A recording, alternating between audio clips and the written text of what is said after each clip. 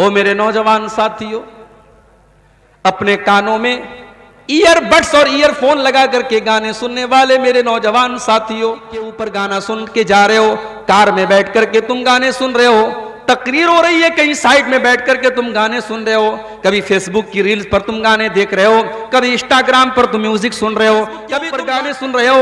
ओ मेरे नौजवान साथियों, ये तुम गाने क्यों सुन रहे हो, ये तुम म्यूजिक क्यों सुन रहे हो? ये गाने सुन करके हमारे दिलों को सुकून मिलता है। तो मेरे भाई, तुम अपने दिल के बारे में ये समझ जाओ, तुम्हारा दिल मुर्दा हो चुका है। जिस दिल को गाना, जिस दिल को म्यूजिक के जरिए सुकून मिलता हो, उस दिल की जनाजे की नमाज पढ़ लो, वो दिल मर चुका है, वो दिल मुर्दा हो चुका है।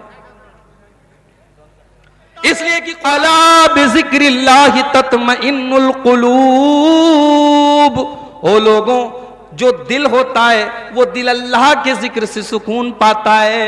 दिलों को अल्लाह के जिक्र से सुकून मिलता है। अगर आपका दिल जिंदा होता तो कुरान की तिलावत, आपका दिल अगर जिंदा होता तो अल्लाह के जिक्र से उसको सुकून मिलता। अगर म्यूजिक और गाने बजाने से और गंदी तस्वीरों से आपके दिल को सुकून मिल रहा है, इसका मतलब कि आपका दिल मुर्दा हो चुका है। वनऊज़ु बिल्लाहि मिन शुरूरि अनफुसिना व मिन सय्यिआति अअमालिना,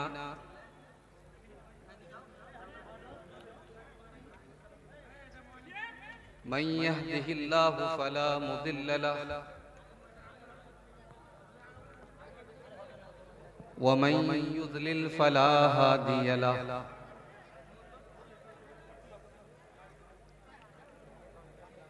वअशहदु अल्ला इलाहा इल्लल्लाह वहदहु ला शरीक लहु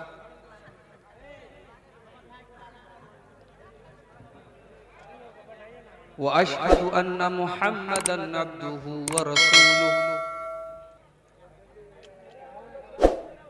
या अय्युहल्लज़ीना आमनुत्तक़ुल्लाहा हक़्क़ तुक़ातिही व ला तमूतुन्न इल्ला व अंतुम मुस्लिमून।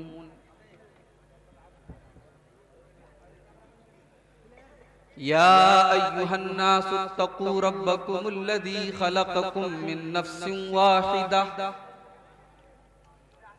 व ख़लक़ मिन्हा ज़ौजहा व बत्त मिन्हुमा रिजालन कसीरन व निसाअ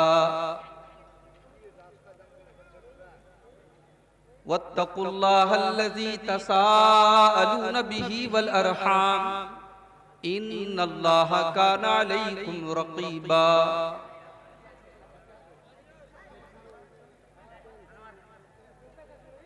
या अय्युहल्लज़ीना आमनुत्तक़ुल्लाहा वक़ूलू क़ौलन सदीदा।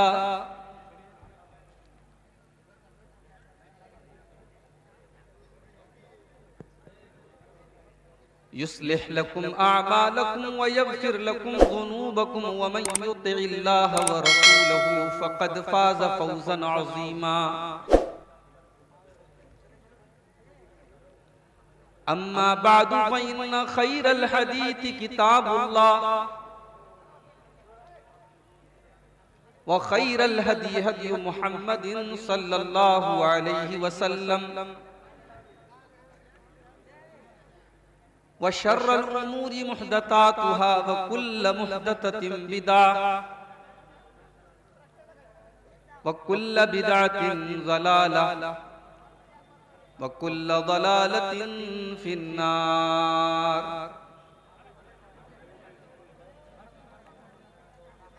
अऊज़ु बिल्लाहि मिनश शैतानिर रजीम। बिस्मिल्लाहिर रहमानिर रहीम। अफ़मिन हाज़ल हदीथि ताजबून व तज़हकून व ला तबकून व अंतुम सामिदून।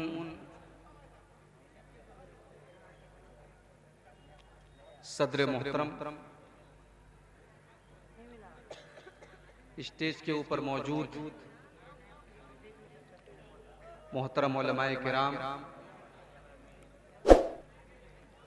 बुजुर्गों और दोस्तों, नौजवान साथियों,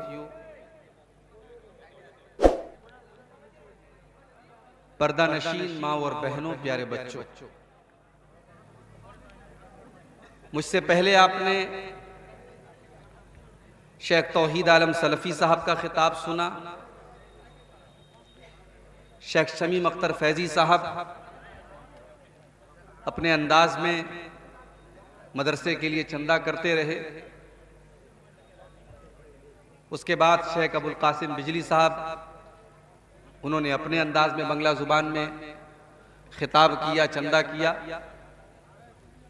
और अब मैं सामने हाजिर हूं, काफी देर से आप लोग बैठे हुए हैं।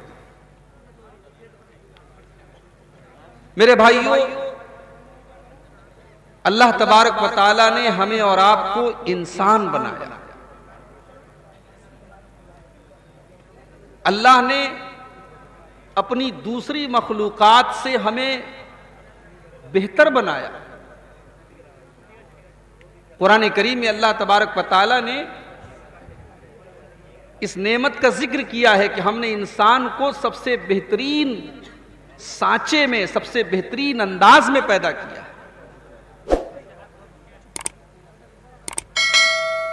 लक़द खलक़नल इंसान फी अहसनि तक़वीम, हमने इंसान को सबसे बेहतरीन सांचे में, सबसे बेहतरीन अंदाजे में, सबसे बेहतरीन शक्ल सूरत वाला बनाया है। कुरान के 30वें पारे में एक और जगह अल्लाह ताला फरमाता है, या अय्युहल इंसानु मा गर्रका बिरब्बिकल करीम, ऐ इंसान, वो कौन सी चीज है जिस चीज ने तुझे तेरे रब के बारे में गाफिल करके रखा है। तू अपने रब को छोड़ करके बैठा है, तू अपने रब से गाफिल बैठा है। अल्लज़ी खलक़का फसव्वाका फअदलक, उस अल्लाह ने तुमको पैदा किया, तुम्हारे बदन के सारे आज़ा बराबर बराबर बनाए। वो चाहता तो एक कान छोटा कर देता, एक कान बड़ा कर देता, नाक बहुत बड़ी सी कर देता। वो चाहता गंजा पैदा कर देता, वो चाहता तो एक टांग से तुमको महरूम कर देता। अल्लज़ी खलक़का फसव्वाका फअदलक, उसने तुम्हारे तमाम आज़ा, तुम्हारी बॉडी के तमाम पार्ट्स उसने बराबर बराबर बनाए। उसने तुम्हारे शरीर को सुडोल बनाया, उसने तुम्हारे जिस्म को खूबसूरत बनाया, बड़े तवाजुन के साथ, बड़े बैलेंस के साथ, बड़े हिसाब से उसने तुम्हारी शेप बनाई, तुम्हारी शक्ल सूरत बनाई। तो जो अल्लाह इतना करीम है कि उसने हमें और आपको इंसान बनाया, और फिर इंसान बनाने के बाद अल्लाह तबारक व तआला ने दूसरी मखलूकात से यह भी हमको फजीलत बख्शी कि हम अपनी बात कह सकते हैं। जानवर को तकलीफ होती है, जानवर अपने दुख का इजहार बोल करके नहीं कर सकता। इंसान को अल्लाह ताला ने यह सलाहियत बख्शी है कि इंसान अपनी बात को बयान कर सकता है। इसीलिए अल्लाह ताला ने फरमाया, अर्रहमानु अल्लमल कुरआन खलकल इंसान अल्लमहुल बयान। अल्लाह ने इंसान को बयान का सलीका बख्शा है। अल्लाह ने इंसान को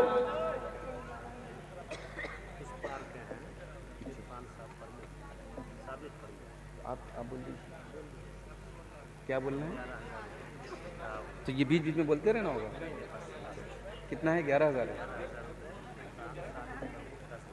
साबिक प्रधान है, अच्छा साबिक प्रमुख इरफान साहब जो साबिक प्रमुख हैं कस्बा के, उन्होंने 11,000 रुपया मदरसे के लिए ताउन पेश किया है।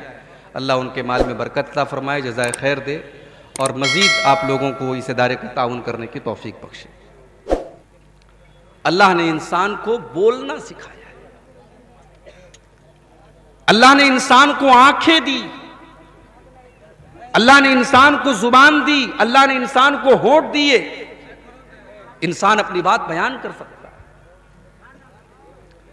अलम नजअल लहू ऐनैन व लिसानन व शफतैन व हदैनाहु नजदैन, हमने इंसान की 2 आंखें बनाई, हमने इंसान को जुबान अता फरमाई, हमने इंसान को 2 होंठ दिए, और हमने इंसान के सामने सही और गलत रास्ते भी वाज़े कर दिए। अल्लाह तबारक व तआला ने सही क्या है, गलत क्या है, हक क्या है, बातिल क्या है, तौहीद क्या है, शिर्क क्या है, सब हमारे सामने क्लियर कर दिया।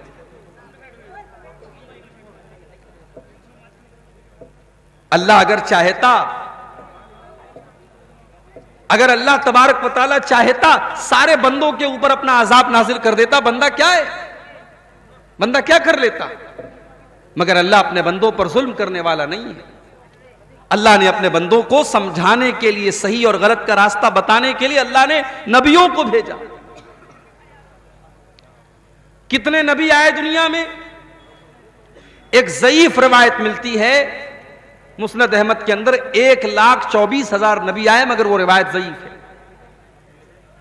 इसलिए हम कह सकते हैं कि नबियों की गिनती मालूम नहीं, अनगिनत नबी आए। वलिकुल्ल कौमिन हाद, हर कौम के अंदर कोई ना कोई डराने वाला आया है। हो सकता है हमारे हिंदुस्तान की धरती पर भी कोई नबी आया हो, हमें पता ना हो। हर नबी ने अपनी कौम को जो सबसे पहला पैगाम दिया वो तौहीद का दिया। वलक़द बाअसना फी कुल्लि उम्मतिर रसूलन अन इब्दुल्लाह वज्तनिबुत तागूत। हमने हर कौम के अंदर, हर उम्मत के अंदर, हर कम्युनिटी के अंदर हमने एक रसूल को भेजा, और उस रसूल ने जाकर के अपनी कौम को यही पैगाम सुनाया कि तुम सिर्फ और सिर्फ अल्लाह की इबादत करो और तुम अल्लाह के साथ किसी को शरीक मत करो। आज हमारे हिंदुस्तान में तकरीबन 90 करोड़ ऐसे लोग हैं जो तौहीद से महरूम हैं, जो एक अल्लाह को नहीं मानते, जो अल्लाह के अलावा न जाने किस किस के आगे सर झुकाते हैं। होना तो यह चाहिए था कि हम उनको भी तौहीद की दावत देते, हम उनको भी इस्लाम समझाते, हम उनको ला इलाहा इल्लल्लाह समझाते, मगर हम क्या कर रहे हैं? हम भाईचारा दिखाने के लिए, हम भाईचारे को साबित करने के लिए उनको शुभ दीपावली बोल रहे हैं। मुसलमान दुकानदार है, उसने अपनी दुकान पर बोर्ड लगा करके रखा है कि मां लक्ष्मी आपके घर पे कृपा करे और आपके घर को रोशन करे। मेरे प्यारे साथियों, बहुत अच्छी चीज है भाईचारा, बहुत अच्छी चीज है आपस का सद्भाव, मगर इस्लाम आपको इस बात की इजाजत नहीं देता कि आप भाईचारा और सद्भाव के चक्कर में अपने अकीदे और ईमान को दांव पे लगा दें। जो इस्लाम एक तरफ आपको इस बात की तालीम देता है कि आप गैर मुस्लिमों के साथ अच्छा सलूक करें, उनके साथ मेल मिलाप रखें, उनके साथ अच्छा सलूक करें, उनको तोहफे तहाइफ दें, उनसे तोहफे तहाइफ ले लें, वही इस्लाम आपको ये तालीम भी देता है, कुल या अय्युहल काफिरून ला आबुदु मा ताबुदून वला अंतुम आबिदूना मा आबुद वला अना आबिदुम मा अबदतुम लकुम दीनुकुम वलिय दीन। वही इस्लाम ये तालीम भी देता है कि ऐ नबी, आप उन लोगों से कह दीजिए जो काफिर हैं, जो अल्लाह की तौहीद पर अमल नहीं करते, जो अल्लाह को एक नहीं मानते, जो एक अल्लाह की तौहीद के कायल नहीं है, उनके सामने आप ऐलान कर दीजिए ला आबुदु मा ताबुदून, तुम जिसकी पूजा करते हो उसकी पूजा मैं नहीं कर सकता, वला अंतुम आबिदूना मा आबुद, और जिसकी मैं इबादत करता हूं तुम उसकी पूजा नहीं करते। जब तक तुम गैरुल्लाह को छोड़ नहीं दोगे तुम एक अल्लाह की इबादत करने वाले नहीं माने जाओगे। ईमान के बारे में इस्लाम कोई कॉम्प्रोमाइज नहीं करता। एक ऐसा मौका भी आया था, अल्लाह के नबी के सामने ये ऑफर भी आया था कि ऐ मोहम्मद, एक दिन तुम हमारे 360 बुतों की इबादत करो और एक दिन हम ला इलाहा इल्लल्लाह हम भी कहेंगे, हम भी तुम्हारे साथ नमाज पढ़ेंगे, एक दिन तुम हमारी वाली कर लो, एक दिन हम तुम्हारी वाली कर लेंगे। क्या जवाब दिया अल्लाह के प्यारे नबी ने? आपने यही सूरे काफिरून की आयत पढ़ के सुना दी, ला आबुदु मा ताबुदून, जिसकी तुम इबादत करते हो उसकी मैं नहीं कर सकता, वला अंतुम आबिदूना मा आबुद, और जिसकी मैं इबादत करता हूं तुम शिर्क पर रहते हुए तुम उसकी इबादत कर ही नहीं सकते। लकुम दीनुकुम वलिय दीन, तुम अपने दीन पर अमल करो, मैं अपने दीन पर अमल करता हूं। तो भाईचारा और सद्भाव ऐसे भी तो कायम हो सकता है भाई। अभी मैं मंझेली गया था असर के बाद, रास्ते में कई मुसलमानों के घर मुझे नजर आए जिन्होंने अपने घरों को दीपों से सजा के रखा। क्यों साहब? मैं इसको भाईचारा नहीं मानता। यह भाईचारा नहीं है, ढकोसला है ये। कोई गैर मुस्लिम टोपी लगा ले उसको हम समझते हैं साहब ये भाईचारा है, और कोई मुस्लिम किसी मूर्ति के आगे पूजा करे हम इसको भाईचारा कहते हैं। भाईचारा ये नहीं है। भाईचारा ये है कि मुसलमान मस्जिद में इबादत करे और गैर मुस्लिम अपनी मंदिर में पूजा करे, और मुसलमान की इबादत पर उस गैर मुस्लिम को कोई एतराज ना हो, और उस गैर मुस्लिम की इबादत पर हमें कोई एतराज ना हो। वो अपने मजहब पर अमल करे, हम अपने मजहब पर अमल करें, हमारे मजहब में कोई दूसरा इंटरफियर ना करे, दूसरे के धर्म में हम इंटरफियर ना करें। यह है असल भाईचारा। भाईचारा यह नहीं है कि साहब हम उनके बुत के सामने जाकर के हम हाथ जोड़ें और इबादत करें, और उनसे उनके दीपावली पर हम मुबारकबाद देते हुए कहें कि मां लक्ष्मी आपके ऊपर कृपा करे, और वो ईद के मौके पर टोपी लगा के जाली वाली और रुमाल पहन करके हमारे घर में आके सेवई खाएं।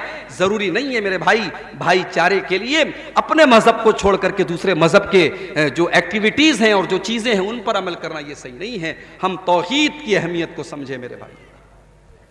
हमारे नबी दुनिया में तौहीद लेकर के आए थे। अगर हमारे नबी दुनिया के सबसे बेहतरीन नबी हैं, सबसे अफजल नबी हैं, तो हम भी दुनिया की सबसे बेहतरीन उम्मत हैं। और हमें सबसे बेहतरीन उम्मत का जो लक़ब मिला है, जो टाइटल मिला है, ये टाइटल क्यों मिला है? अल्लाह ने उस टाइटल की वजह कुरान में क्या बताई है? कुंतुम खैरा उम्मतिन उखरिजत लिन्नासि तामुरूना बिल मारूफि व तनहौना अनिल मुनकरि व तुमिनूना बिल्लाह। ऐ मुसलमानों, तुम दुनिया की सबसे बेहतरीन उम्मत हो। तुम्हें लोगों के लिए निकाला गया है, तुम लोगों का भला करने के लिए दुनिया में आए हो। तामुरूना बिल मारूफ, तुम लोगों को नेकियों का हुक्म देते हो। व तनहौना अनिल मुनकर, तुम बुराइयों से रोकते हो। व तुमिनूना बिल्लाह, और तुम अल्लाह के ऊपर ईमान रखते हो। हमारी पहचान है तौहीद। अगर हमारे अंदर तौहीद नहीं है, हम एक अल्लाह के ऊपर ईमान नहीं रखते, अल्लाह को छोड़कर कहीं और हमारी पेशानी झुकती है, तो मेरे भाई हम बेहतरीन उम्मत कहलाने के लायक नहीं है। तो मेरे अजीजों, मेरे दोस्तों, जब हम ये कहते हैं कि हम मुसलमान हैं, तो दुनिया हमारे अंदर इस्लाम को तलाश करती है। दुनिया कुरान नहीं पढ़ेगी, दुनिया हदीस बाद में पढ़ेगी, दुनिया हमारे नबी की सीरत बाद में पढ़ेगी। दुनिया पहले हमारा किरदार देखेगी, हमारा अखलाक देखेगी। दुनिया पहले हमें देखेगी और हमसे अंदाजा लगाएगी कि मुसलमान ऐसे होते हैं, इसका मतलब इस्लाम ऐसा होता है। हमें और आपको अपनी जिम्मेदारियों का एहसास होना चाहिए मेरे भाई। हमारे प्यारे नबी को जब अपनी जिम्मेदारियों का एहसास होता था, अल्लाह के प्यारे नबी की आंखों में आंसू आ जाते थे। बुखारी के अल्फाज है, अल्लाह के प्यारे नबी हजरत अब्दुल्ला बिन मसूद से कहते हैं, इक़रा अलैयल कुरान, अय अब्दुल्ला तुम मुझे कुरान पढ़ के सुनाओ। हजरत अब्दुल्ला कुरान के बड़े अच्छे कारी थे। कुरान के बड़े अच्छे कारी थे हजरत अब्दुल्ला बिन मसूद, कुरान के हाफिज थे। आज अच्छे अच्छे मौलाना लोगों को देखता हूं कि अपने बच्चों को आलिम नहीं बनाना चाहते। पूछो बेटा कहां पढ़ता है, कहते कॉन्वेंट में पढ़ता है। बेटा क्या कर रहा है, इंजीनियरिंग कर रहा है। बेटा क्या कर रहा है, एमबीबीएस कर रहा है। बहुत अच्छी बात है। हमें अच्छे डॉक्टरों की भी जरूरत है, हमें इंजीनियरों की भी जरूरत है, हमें अच्छे वकीलों की भी जरूरत है मेरे भाई।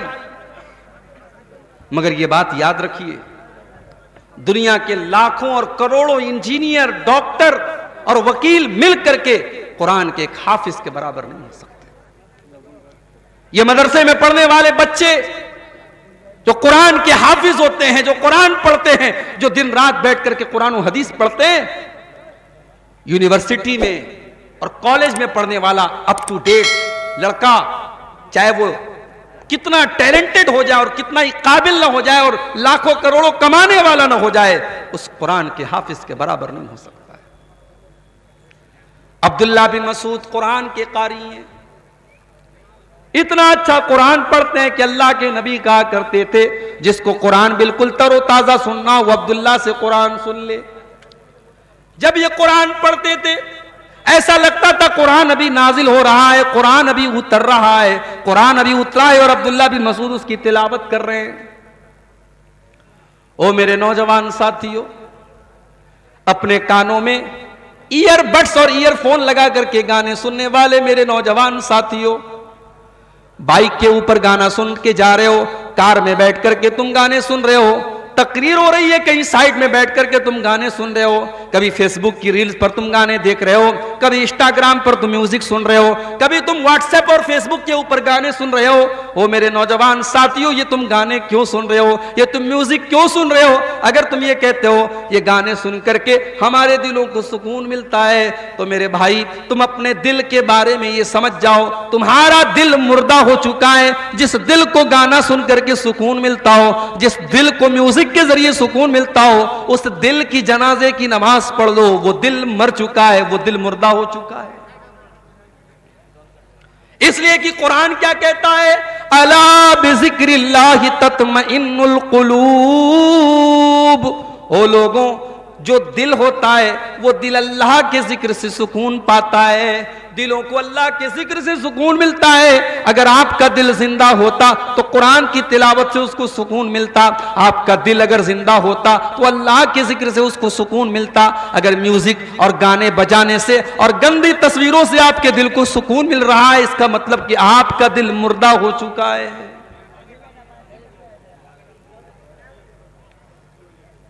अब्दुल्ला बिन मसूद रजी अल्लाह ताला अन्हु, अल्लाह के प्यारे नबी कहते हैं, अब्दुल्ला तुम कुरान पढ़ के सुनाओ। हजरत अब्दुल्ला कहते हैं, अल्लाह के नबी मैं आपको कुरान पढ़ के सुनाऊं? ये कुरान तो आप ही के ऊपर उतरा है, मैं कैसे आपको कुरान पढ़ के सुनाऊं? अल्लाह के प्यारे नबी ने फरमाया, अय अब्दुल्ला, सही बात है कि कुरान मेरे ऊपर उतरा है, मगर आज मैं कुरान किसी और की जुबान से सुनना चाहता हूं। अय अब्दुल्ला, तुम कुरान की तिलावत करो, मैं सुनना चाहता हूं। हजरत अब्दुल्ला कहते हैं, मैं सूरे निसा की तिलावत करने लगा, सूरे निसा में पढ़ने लगा। मैं तिलावत करता चला जा रहा हूं, अल्लाह के नबी गौर से सुनते चले जा रहे हैं। जब मैं सूरे निसा की तिलावत करते करते जब मैं उसकी इस आयत के ऊपर पहुंचा, फ़कैफ़ इज़ा जिना मिन कुल्लि उम्मतिन बिशहीदिन व जिना बिका ला हाउलाई शहीदा। ऐ नबी, आपका क्या हाल होगा जब हम हर उम्मत में से एक गवाह को लाएंगे, और ऐ नबी कल क़यामत के दिन हम आपको आपकी उम्मत के ऊपर गवाह बना करके लाएंगे। अल्लाह के नबी जब इस आयत को सुनते हैं, आपको अपनी जिम्मेदारी का एहसास होने लगता है, आपके दिल में यह ख्याल आता है कल क़यामत के दिन मेरी उम्मत के बारे में मुझसे पूछा जाएगा। अल्लाह के नबी की आंखों से आंसू बहने लगते हैं, अल्लाह के नबी रोने लगते हैं, और आप कहते हैं कि अब्दुल्ला बस करो, आए अब्दुल्ला रुक जाओ। हजरत अब्दुल्ला कहते, जब मैंने नजरें उठा के देखी, फैजा आईनाहु तजरीफान, अल्लाह के नबी की आंखों से आंसू बह रहे थे, अल्लाह के नबी रो रहे थे। आपको अपनी जिम्मेदारी का एहसास था।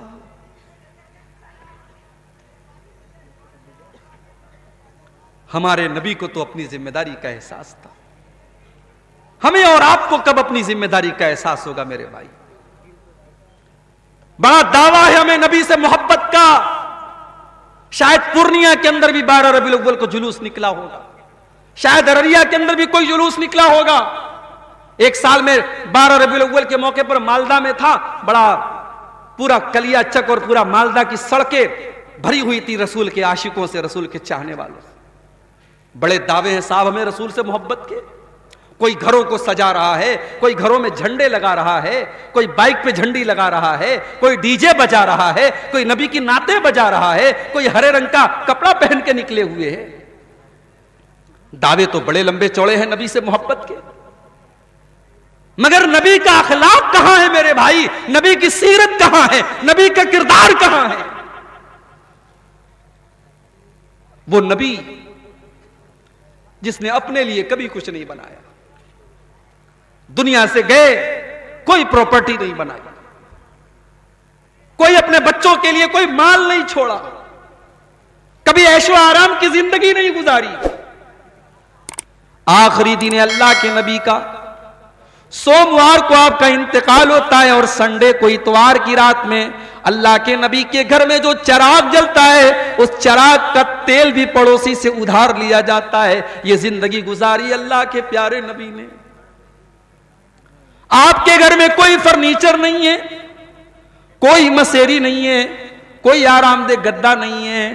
हजरत उमर एक मर्तबा अल्लाह के नबी के कमरे में आते हैं, देखते हैं एक मामूली सी चटाई बिछी हुई है, एक मामूली सा तकिया रखा हुआ है, थोड़ी सी जौ रखी हुई है, एक पानी का प्याला रखा हुआ है। ये अल्लाह के नबी का कमरा है, ये अल्लाह के नबी की कुल कायनात है।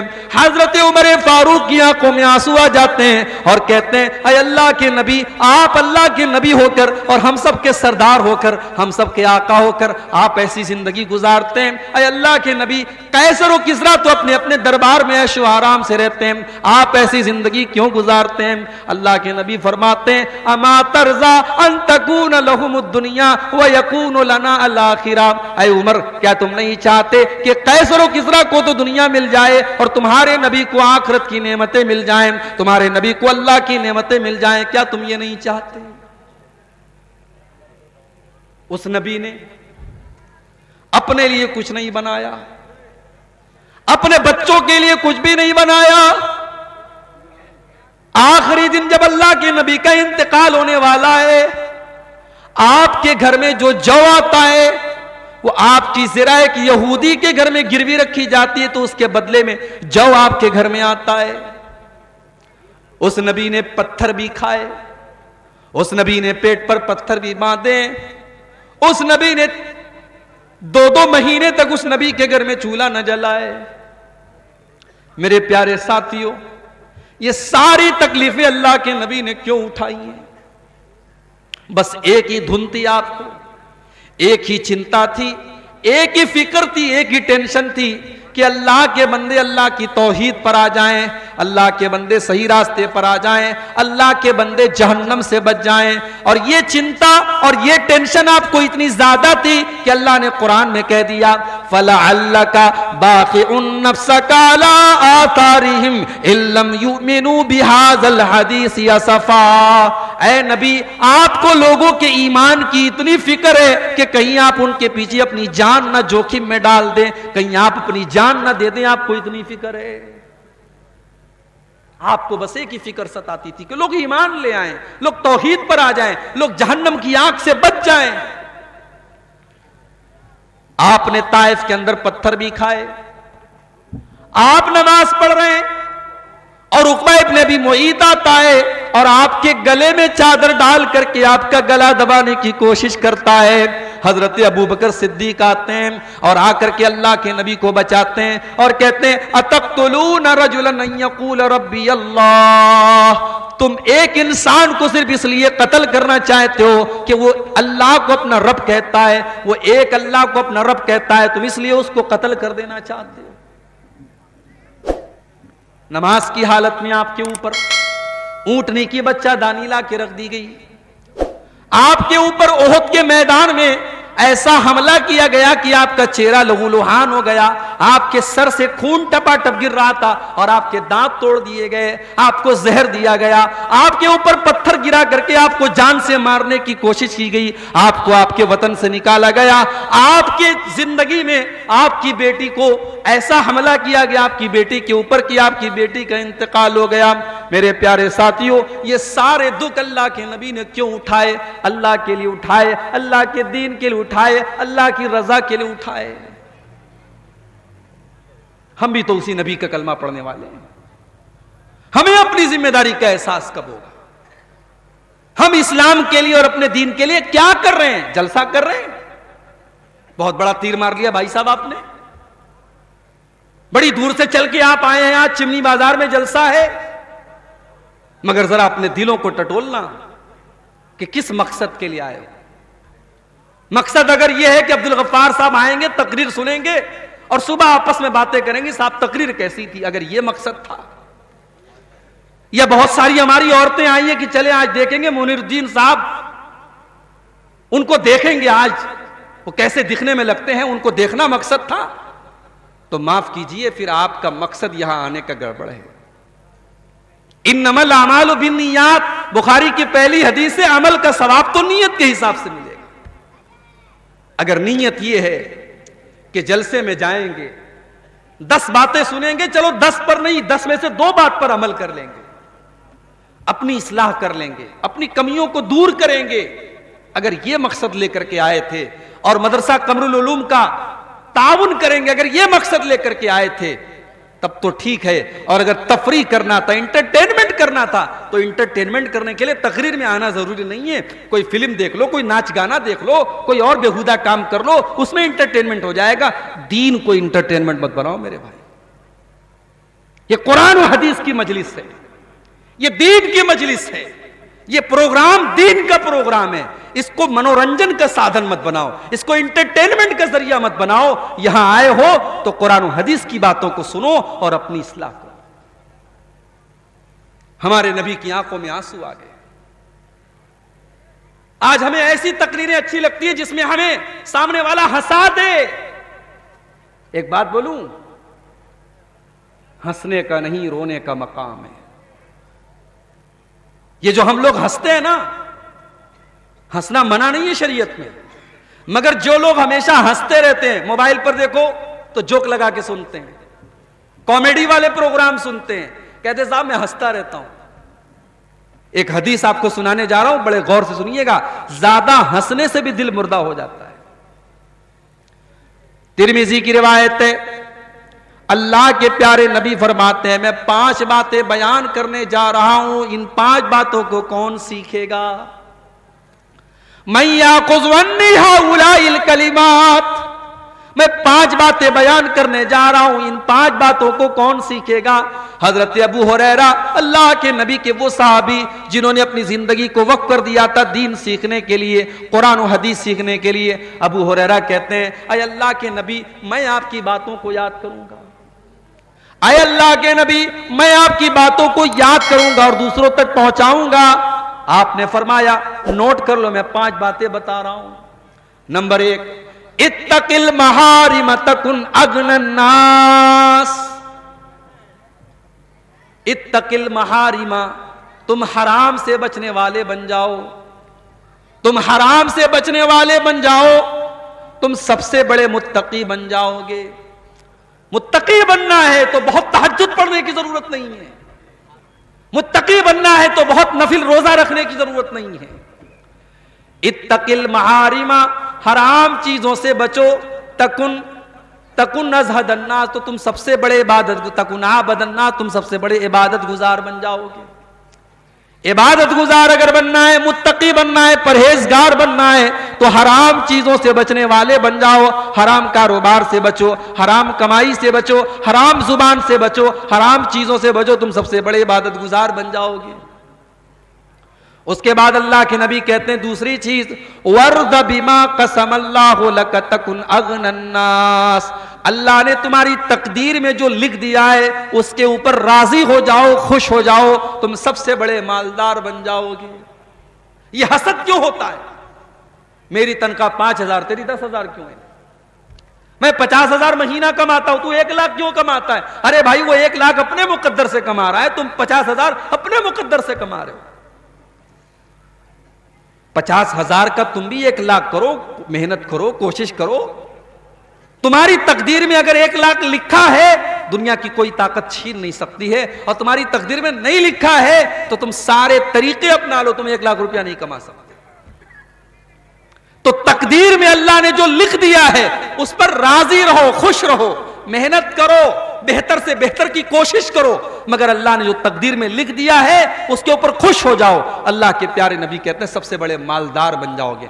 मालदार वो नहीं है जिसका मकान सबसे अच्छा हो, मालदार वो नहीं है जिसकी बिल्डिंग सबसे अच्छी हो, जिसका कपड़ा सबसे अच्छा हो। मालदार वो है जो चैन की नींद सोता हो, जिसके बच्चे बीमार न रहते हो, जिसके घर में किचकिच न लगी रहती हो, जिसके घर में टेंशन न रहती हो। अल्लाह के नबी ने कहा तकदीर पर राजी हो जाओ, सबसे बड़े मालदार बन जाओ। तीसरी चीज, व अहिब्बा लिन्नासी मा तुहिब्बु लिनफ्सिका तकुन मुस्लिमा तकुन मोमिना, और जो तुम अपने लिए पसंद करते हो वही तमाम लोगों के लिए तुम पसंद करो, तुम मुसलमान बन जाओगे। तुम नहीं चाहते तुम्हारी बेटी को कोई गलत नजर से देखे, तुम्हारी बहन को कोई गलत नजर से देखे, तुम्हारी बीवी को कोई छेड़े। तुम भी दूसरों की बेटियों को, दूसरी की बहुओं को, दूसरों की बहनों को गलत नजर से देखना बंद कर दो। तुम नहीं चाहते कोई तुम्हारी गीबत करे, चुगली करे, बुराई करे, तुम दूसरों की गीबत करना भी बंद कर दो। तुम चाहते हो लोग तुम्हारी अच्छाइयों की तारीफ करें और तुम्हारी बुराइयों के ऊपर पर्दा डाल दें। तुम भी दूसरों की अच्छाइयों की तारीफ करो और दूसरों की बुराइयों पर पर्दा डाल दो। जो तुम अपने लिए पसंद करते हो वही तमाम लोगों के लिए पसंद करो। अल्लाह के नबी कहते हैं अगर तुम ऐसा करोगे तो तुम मोमिन बन जाओगे। चौथी चीज, वह अहसिन इला जारी का तकुन मुस्लिमा, और अपने पड़ोसी के साथ तुम अच्छा सलूक करो। तुम्हारा पड़ोसी मुसलमान है तब भी, गैर मुस्लिम है तब भी, तुम्हारी बिरादरी का है तब भी, तुम्हारी बिरादरी का नहीं है तब भी, तुम्हारे मसलक का है तब भी, तुम्हारे मसलक का नहीं है तब भी, पड़ोसी को तकलीफ पहुंचाने का तुम्हें कोई अधिकार नहीं है। अपने पड़ोसी के साथ तुम भलाई करो। अल्लाह के नबी फरमाते तुम मुसलमान बन जाओगे। और पांचवी चीज, वला तुक्सिर का, और अल्लाह के नबी फरमाते हैं कि तुम ज्यादा हंसा मत करो, इसलिए कि ज्यादा हंसने से फइन्ना कसरत ज़िक्र तुमीतुल क़ल्बा, ज्यादा हंसने से दिल मुर्दा हो जाता है। तो हंसना ज्यादा नहीं होना चाहिए, कभी कभी रोना चाहिए मेरे भाई। कुरान करीम में अल्लाह ताला ने रोने वालों का वाकया भी बयान किया है। कुरान का 7वां पारा खोलो, वइज़ा समिऊ मा उनज़िला इलर रसूल तरा आयुनहुम तफीदु मिनद्दमई मिम्मा अरफू मिनल हक़्क़ी। ऐ नबी, ईसाइयों के सामने भी जब कुरान पढ़ा जाता है तो ईसाइयों में जो नेक लोग होते हैं, जो अच्छे लोग होते हैं, वइज़ा समिऊ मा उनज़िला इलर रसूल, जब कुरान की तिलावत को वो सुनते हैं, तरायुनहुम तफीज़ु मिनद्दमी, तो ऐ नबी आप क्या देखते हैं, उनकी आंखों से आंसू बहने लगता है, वो रोने लगते हैं। हबशा का दरबार था, नजाशी का दरबार था, और मुसलमानों ने हबशा में जाकर के पनाह ली थी। मक्का के काफिरों ने 2 लोगों को भेजा, उन दोनों लोगों ने आकर के नजाशी को भड़काना शुरू कर दिया। कहा है नजाशी, ऐ हबशा के बादशाह, ये लोग जो आपके मुल्क में आए हैं, ये हजरत ईसा अलैहिस्सलाम को बुरा भला कहते हैं, ये हजरत मरियम को बुरा भला कहते हैं, ये हमारे मुल्क से बगावत करके आए हैं, आप इनको हमारे हवाले कर दीजिए। नजाशी ने मुसलमानों को बुलवाया। मुसलमानों ने हजरत जाफर रज़ी अल्लाह ताला अन्हु को अपना नुमाइंदा बनाया। नजाशी ने कहा कि ऐ मुसलमानों, हमें पता लगा है कि तुम ईसा अलैहिस्सलाम को बुरा भला कहते हो, तुम हजरत मरियम को बुरा भला कहते हो, तुम्हारा क्या ख्याल है? हजरत जाफर ने कहा कि ऐ नजाशी, ऐ हबशा के बादशाह, मैं कोई और बात तो नहीं बयान करूंगा, मैं कुरान की आयतें आपके सामने पढ़ देता हूं। उसके बाद सूरह मरियम की तिलावत करना शुरू कर दिया। कभी मौका मिले तो सूरह मरियम की किसी अच्छे कारी की आवाज में सूरह मरियम की तिलावत सुनो मेरे भाई, अगर अंदर से रूह न सरसार हो जाए तो कहें। कुरान का अंदाज, कोई अच्छा कारी जब कुरान पढ़े। हजरत जाफर तो अल्लाह के नबी के सहाबी हैं, जब उन्होंने अपने अंदाज में कुरान को पढ़ना शुरू किया, वज़कुर फिल किताबी मरियम, जब उन्होंने हजरत मरियम का वाकया बयान करना शुरू किया, ईसा अलैहिस्सलाम के पैदाइश का वाकया बयान किया, पैदा होने के बाद जब हजरत मरियम ईसा अलैहिस्सलाम को अपनी गोद में लेकर के गई और कौम के लोगों ने ताना मारना शुरू किया, और हजरत मरियम ने अपनी माँ की गोद में अपने अल्लाह के नबी होने का ऐलान किया, अल्लाह के बंदे होने का ऐलान किया। जब ये सूरह मरियम की आयतें जब हजरत जाफर ने पढ़ना शुरू की, पूरा दरबार रोने लगा, नजाशी भी रोने लगे, और पूरा का पूरा दरबार सिसकियों से गूंजने लगा, पूरा दरबार रोने लगा। और नजाशी भी ईमान ले आया और उसके दरबार के कई लोग ईमान ले आए। अल्लाह ने फरमाया, वइज़ा समिऊ मा उनज़िला इलर रसूल तरा आयुनहुम तफीज़ु मिनद्दमई, ऐ नबी, जब कुरान उनके सामने पढ़ा जाता है तो वो कुरान को सुन करके रोने लगते हैं। मेरे प्यारे साथियों, कुरान तो वही आज हमारे पास भी है, कुरान वही है। आज उसी कुरान को हमारे यहां तरावी में पढ़ा जाता है। मगर हाफिज साहब ने अगर 1.5 पारे की जगह 2 पारा पढ़ा दिया, अगर 1 पारे की जगह 2 पारा पढ़ा दिया तो हमारा पारा चढ़ जाता है। हाफिज साहब आपने ज्यादा क्यों पढ़ा दिया? उस कुरान को सुनकर के आज हमारे दिल की कोई दुनिया नहीं बदलती, न हमारी आंखों से आंसू आते हैं। मेरे प्यारे साथियों, क्या बात है, कुरान तो वही है, कुरान तो वही है जिसके बारे में अल्लाह ने फरमाया, लौ अनज़लना हाज़ल कुरआन अला जबलिन लरअयतहु खाशिअम मुतसद्दिअम मिन खशियतिल्लाह। ऐ नबी, इस कुरान को अगर हम किसी पहाड़ के ऊपर भी उतार दें तो पहाड़ भी अल्लाह के खौफ से चूर चूर हो जाएगा। हमारे दिल की क्या औकात है? हमारा दिल तो मुलायम सा है, नरम सा है, गोश्त का बना हुआ है। अल्लाह ने कहा कुरान पहाड़ पर भी उतरता तो पहाड़ चकनाचूर हो जाता, और आज कुरान से हमारे दिल के ऊपर कोई असर नहीं हो रहा है। इसका मतलब कि हमारा दिल पहाड़ से भी ज्यादा सख्त हो चुका है। कुरान का पहला पारा उठाओ, अल्लाह ने यहूदियों के बारे में फरमाया, सुम्मा कसत कुलूबुकुम मिन बादि ज़ालिका फहिय कल हिजारति औ अशद्दु कसवा। ऐ यहूदियों, तुम इतने गुनाह कर चुके हो, तुम अल्लाह की इतनी नाफरमानी कर चुके हो कि गुनाह करने की वजह से तुम्हारे दिल कठोर हो चुके हैं, तुम्हारे दिल सख्त हो चुके हैं, पत्थर से भी ज्यादा कठोर हो चुके हैं। इसलिए कि पत्थर भी कुछ ऐसे होते हैं कि पत्थर से रिस रिस करके पानी बहने लगता है, पत्थर अल्लाह के खौफ से झुक जाता है और पत्थर से नदियां निकलने लगती हैं। मगर ऐ यहूदियों, तुम अल्लाह के इतने बड़े नाफरमान और इतने बड़े गुनहगार हो कि तुम्हारे दिल तो पत्थरों से भी ज्यादा सख्त हो चुके हैं। आज जानते हो, हम कब्रिस्तान जाते हैं, कब्रिस्तान जाकर के भी हमारे दिल नर्म नहीं होते, हमारी आंखों से कभी आंसू नहीं आते। जनाजे में हम जाते हैं, जनाजे को कब्र में उतारा जा रहा है और हम बैठ करके दुनिया की बातें कर रहे हैं। हम इंडिया पाकिस्तान के मैच की बात कर रहे हैं, हम विराट कोहली के शॉट की तारीफ कर रहे हैं, हम दुनिया की बातें कर रहे हैं, हम कब्रिस्तान में खड़े होकर के दुनिया की बातें कर रहे हैं। मेरे प्यारे साथियों, ये कितनी सख्त दिली की बात है। कब्रिस्तान तो वो जगह है जो हमारी औकात हमें बताती है, जो हमें हमारी आखिरत बताती है, मगर हम तो इतने सख्त दिल हो चुके हैं कि कब्रिस्तान जा करके भी हमें मौत याद नहीं आती, कब्रिस्तान जा करके भी हमको आखिरत याद नहीं आती। इब्ने माजा की रिवायत है, एक अंसारी सहाबी का जनाजा था, जनाजे को कब्र में उतारा जा रहा था। अल्लाह के प्यारे नबी अपने सहाबा को लेकर के कब्र के एक साइड में बैठे हुए थे और बिल्कुल खामोश थे, और आप उस कब्र के बारे में सोच रहे थे। अचानक आपकी आंखों से आंसू बहने लगे, आप इतना रोए हत्ता बल्लसरा, आपके आंसुओं से वहां की जमीन भीग गई, जमीन तर हो गई। आपने अपने सहाबा से फरमाया, ले मिस्ली हाज़ा फ़अइद्दू या इख़वानी, ऐ मेरे सहाबा, इस कब्र में तुमको भी जाना है, ये मंजिल तुमको भी देखनी है, ये जगह तुमको भी देखनी है, तुम इसकी तैयारी करो। ओ पूर्णिया में प्लाट बनाने वालों, वो चौक में मकान खरीदने वालों, वो करोड़ों की प्रॉपर्टी बनाने वालों, कब्र में कोई प्रॉपर्टी काम न देगी, कोई दुकान काम न देगी, तुम्हारे घर का एसी काम न देगा, तुम्हारे घर का पंखा काम न देगा, तुम्हारे घर में लगाया गया इन्वर्टर काम न देगा। उस कब्र में तुमको भी जाना है, वहां तुम्हारा बेटा तुम्हारी मदद करने ना आएगा, तुम्हारी बीवी तुम्हें एक गिलास पानी देने ना आएगी। ले मिस्ले हाज़ा फ़अइद्दू या इख़वानी, अल्लाह के नबी अपने सहाबा से कहते हैं, ऐ मेरे सहाबा, इस कब्र में तुमको जाना है, तुम इसकी तैयारी करो। हमको तो कब्रिस्तान जाकर के भी मौत याद नहीं आती, हमारी आंखों में कभी आंसू नहीं बहते कब्रिस्तान जाकर।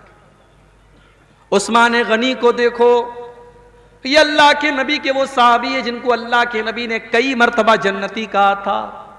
उस्मान गनी जब कब्रिस्तान के पास से गुजरते थे और कब्रों को देखते थे, ज़ारो कतार रोने लगते थे, आंखों से आंसू बहने लगते थे। पूछा गया कि उस्मान गनी, जन्नत की बात आती है तो आप नहीं रोते हैं, जहन्नम का तस्करा होता है तो आप नहीं रोते हैं, कब्रिस्तान को देख करके क्यों रोने लगते हैं, कब्रों को देख करके क्यों रोने लगते हैं? उस्मान गनी कहते हैं, ओ लोगों, मैंने अपने प्यारे नबी, अल्लाह के प्यारे नबी को यह फरमाते हुए सुना है, इन्नल कब्रा अव्वलु मंजिल मिन मनाजिल आखिरा, बेशक कब्र आखिरत की पहली मंजिल है। जिसने इस मंजिल को क्रॉस कर लिया उसके लिए आगे की मंजिलें भी आसान होंगी। मेरे नौजवान साथियों, जैसे तुम फेसबुक के लिए टाइम निकालते हो, जैसे तुम व्हाट्सएप के लिए टाइम निकालते हो, कुछ टाइम निकालो जिंदगी में ऐसा जब हम हो, हमारा अल्लाह हो और हमारी आंखों में आंसू, तन्हाई में बैठकर अपने पापों को हम याद करें, अपने गुनाहों को याद करें और अल्लाह की बारगाह में हम दो चार आंसू बहा लें। अल्लाह की कसम, ये आंसू अल्लाह को बहुत पसंद है। जिस आंख से अल्लाह के खौफ से आंसू बहेगा उस आंख को अल्लाह ताला जहन्नम की आग में नहीं डालेगा। अल्लाह के प्यारे नबी फरमाते हैं, ला यलिजुन नार रजुलुन बकत मिन खशियतिल्लाह, जो इंसान अल्लाह के खौफ से रोता है ऐसे इंसान को अल्लाह ताला जहन्नम की आग में नहीं डालेगा। हत्ता यऊदल लबनु फी ज़रई, यहां तक कि जानवर के थन का दूध निकल करके वापस चला जाए, जो कि इम्पॉसिबल है, असंभव है, नामुमकिन है। जानवर के थन से दूध निकल करके थन में वापस नहीं जा सकता। जो अल्लाह के खौफ से रोएगा, जिसकी आंखों से अल्लाह के खौफ से आंसू निकलेगा, वो आंख भी अल्लाह के अजाब में नहीं जाएगी, जहन्नम में नहीं जाएगी। एक और हदीस में अल्लाह के नबी फरमाते हैं, लैसा शैउन अहब्बु इलल्लाहि मिन कतरतैन, दो कतरे ऐसे हैं जो अल्लाह को बहुत पसंद हैं। दो कतरे, दो बूंदे ऐसी है जो अल्लाह को बहुत पसंद है। कतरतु दुमुइन मिन खशियतिल्लाह, एक अल्लाह के खौफ से बहने वाले आंसुओं के कतरे। अल्लाह के खौफ से जिस आंख से आंसू निकल जाए वो आंसुओं के कतरे अल्लाह को बहुत पसंद हैं। वह कतरतु दमिन तुहराकु फी सबीलिल्लाह, और अल्लाह की राह में बहने वाले शहीद के खून की बूंदें अल्लाह को बहुत पसंद हैं। और उसके बाद अल्लाह के नबी फरमाते हैं कि दो निशान अल्लाह को बहुत पसंद हैं। असरुन फी सबीलिल्लाह, एक वो निशान है जो अल्लाह के रास्ते में लड़ते हुए आंख में लग गया, माथे में लग गया, पेट में, पीठ में लग गया, पेट में लग गया, वो निशान अल्लाह को बहुत पसंद है। वह असरुन फी फरीज़तिन मिन फराइज़िल्लाह, और अल्लाह के किसी फरीजे की अदायगी में जो निशान पड़ जाए, नमाज का पढ़ते पढ़ते माथे पर निशान पड़ जाए, हज करते हुए पैर में निशान पड़ जाए, अल्लाह के किसी फरीजे की अदायगी में कोई निशान अगर बॉडी पर आ जाए, शरीर पर आ जाए, वो निशान अल्लाह को बहुत पसंद है। अल्लाह के खौफ से रोना अल्लाह को बहुत पसंद है। कुरान का 16वां पारा उठाओ, सूरह मरियम की आयतें हैं। अल्लाह ने बहुत सारे नबियों का जिक्र किया। अल्लाह ने ज़करिया अलैहिस्सलाम का जिक्र किया, यहया का जिक्र किया, अल्लाह ने मूसा का जिक्र किया, ईसा का जिक्र किया, अल्लाह ने इब्राहिम का जिक्र किया, अल्लाह ने इदरीस का जिक्र किया, अल्लाह ने इस्माइल का जिक्र किया, अल्लाह ने नूह अलैहिस्सलाम का जिक्र किया। अल्लाह ने बहुत सारे नबियों का जिक्र करने के बाद फरमाया, इज़ा तुतला अलैहिम आयातुर रहमानी खर्रू सुज्जदन व बुकिया। ओ लोगो, ये हमारे पैगंबर थे, ये हमारे नबी थे, ये हमारे रसूल थे। जब इनके सामने अल्लाह की आयतें पढ़ी जाती थी ये सजदे में गिर जाते थे और रोने लगते थे। ओ लोगो, आज हमारी आंखों से आंसू क्यों नहीं आते? हमारी आंखों से आंसू नहीं आते, क्यों नहीं आते? क्योंकि दिल सख्त हो चुके हैं। मक्का के काफिरों के सामने भी जब कुरान पढ़ा जाता था तो वो हंसते रहते थे, वो मजाक उड़ाते थे। अल्लाह ने फरमाया, अफमिन हाज़ल हदीस ताजबून, हो लोगो, इस कुरान को जब पढ़ा जाता है तो तुम्हें बड़ा ताज्जुब होता है। व तज़हकून वला तबकून, तुम हंसते रहते हो, तुम रोते नहीं हो। व अंतुम सामिदून, तुम तो हंसी मजाक करते हो। आज भी कुरान पढ़ा जाता है और हम हंसी मजाक में लगे रहते हैं। कुरान की तिलावत होती है और हम खेलते रहते हैं, हम मजाक करते रहते हैं। आज कुरान पढ़ा जाता है और हमारे दिल के ऊपर कोई असर नहीं होता। आज अक्टूबर का महीना चल रहा है, सर्दी का मौसम शुरू हो चुका है, लेकिन यहां प्रोग्राम में बैठ करके मुझे पसीना हो रहा है। सोचो, मई जून का अगर महीना हो,